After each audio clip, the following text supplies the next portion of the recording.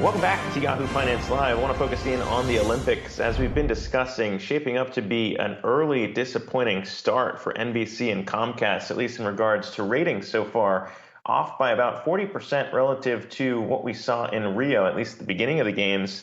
And the headlines coming out of it have not necessarily helped the idea that we could see a turnaround after Simone Biles pulled out of the team gymnastics competition.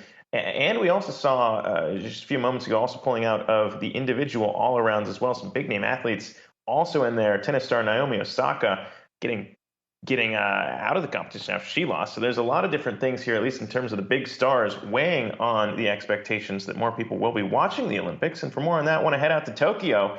We've got Chris Smith staying up late to join us here, Sports Business Journal writer extraordinaire, now on the air with us. Chris, appreciate you taking the time, man. I know it's late. But when we look at it, not the spot that NBC and Comcast wanted to be in, already, according to Variety, having make good talks and trying to sweeten the deal for advertisers. But what's your take being there at the games and how this is all shaking out? Yeah, I think it is one of the major storylines so far. Everybody expected that ratings were going to be down a bit, right? We've seen ratings down for sports throughout the pandemic. I don't think that it was a surprise to see that the numbers would be down, but nobody expected them, I don't think, to be this far down.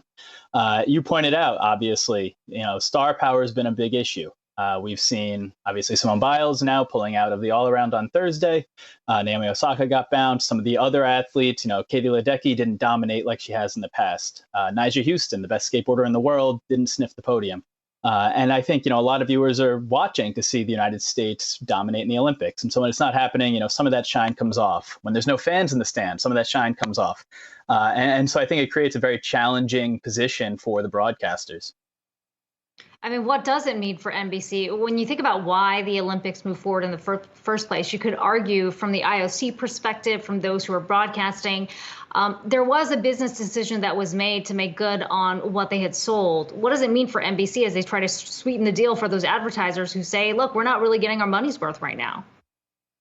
Right. So, NBC is obviously going to be doing everything it can to drive up engagement. One thing I will note is while overall ratings are down, and that includes streaming, a lot of the digital numbers and streaming numbers are improving. And we've seen engagement numbers, they have reported record high numbers on Peacock and some of the other streaming and digital platforms that they have. I'm sure that's something that they're going to be trying to sell to advertisers to say that, we are reaching viewers. It just might not be in the traditional way that we're used to.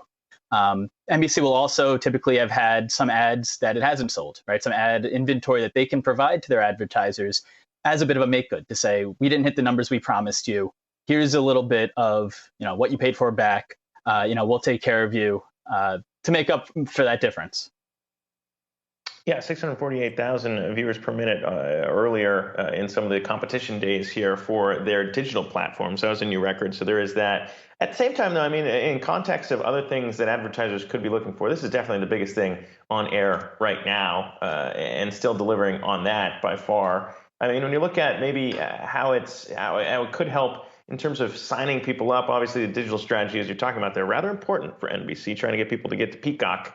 At the end of all this, maybe we would be focusing on the wrong things just to talk about ratings. I mean, how do you see it shaping up for their overall digital strategy in making sure that people stay after the Olympics? Yeah, that's the great question, right? Obviously, things are moving towards streaming. Things are moving towards these digital platforms, Peacock being the one for NBC.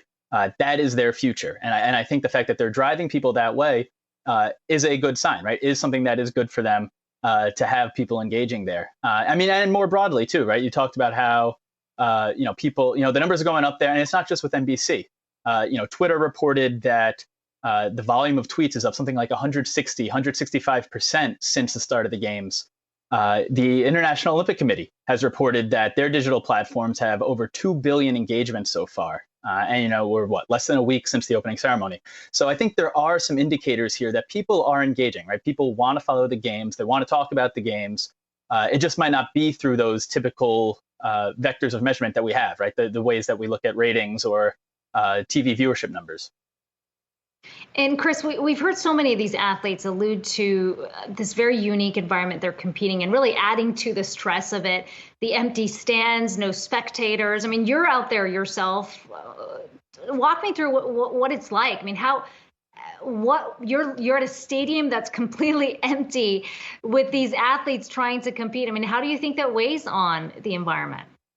Yeah, it's a challenge, and I think it varies quite a bit from sport to sport. It's interesting. I was at the 3-on-3 basketball tonight, and there were actually a lot of cheers and a lot of shouting in the stands, because you do get some National Olympic Committee staffers and support staffers who will kind of fill up some of those seats. At the same time, I was at the USA basketball game earlier today, the 5-on-5 against Iran, and the place was a ghost town. You could hear a pin drop, and you could clearly hear the piped-in background noise that they were filling in through the PA system. So it's very much varies, I think, event to event. But you're right. You are an athlete at the top of your sport. You are accustomed to having jam-packed houses screaming your name.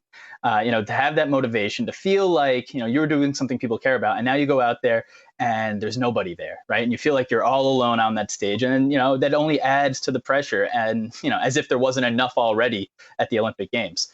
So I think there's a lot of challenges here, not to mention, I think we'd be remiss not to mention the various stresses involved with COVID protocols. I can tell you, just getting into the country was an absolute nightmare, for myself and for all of these people. I saw all these athletes in the airport, sitting there waiting for some Tokyo staffers to come over and make sure the apps on their phone are working right, to make sure that the paperwork is right, to make sure that the COVID tests are all, aligned and processing.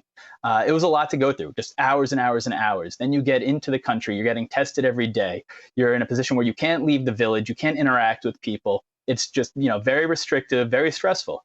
And so I think, we were talking about Simone Biles before. I think it's very easy to understand why she's in the position she's in, because of all those stressors, I should say. And that just creates, untold level of challenge that they're facing. No, it's absolutely right. And you got to do all that. Everybody out there watching right now probably feels the stress of the pandemic stretching on this long, but then also getting asked to go out there and fly around in the air, endangering yourself if things go wrong. Not hard to understand all of it. But Chris Smith, even you, all the stressors, and now staying up late to come on the show with us. Appreciate it, man. Chris Smith, sports business journal writer. Thanks again for taking the time, and good luck out there, man, with all the coverage. Thanks.